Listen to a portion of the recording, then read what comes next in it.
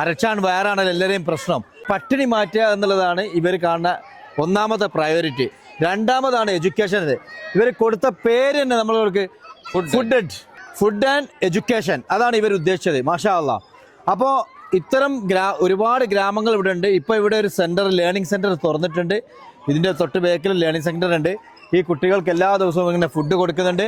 അതോടൊപ്പം പ്രത്യേകിച്ച് റമദാനാണ് വരുന്നത്, അവർക്ക് നമ്മൾ ഫുഡ് കൊടുക്കണം. റമദാൻ ഇഫ്താറുകൾ നടക്കുന്നുണ്ട്.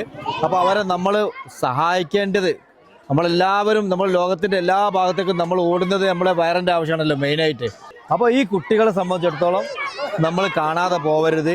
ഇത്ര നേരിട്ട് നമ്മൾ കാണുന്ന കാഴ്ചകൾ നിങ്ങളിലേക്ക് എത്തിക്കലാണ് നമ്മളിപ്പം ഇവിടെ ഉദ്ദേശിക്കുന്നത്. ഏതായിരുന്നാലും പരമാവധി നമ്മുടെ ഈ പ്രവർത്തനങ്ങൾക്ക് ഇവരോട് സഹായിക്കണം. ഉസ്താദിൻ്റെ നമ്പർ ഇതോടുകൂടി ഞാൻ ചേർക്കും. ഇൻഷാ അല്ലാഹ് എല്ലാവരും സഹായിക്കണം കൂടി അറിയിക്കുകയാണ്.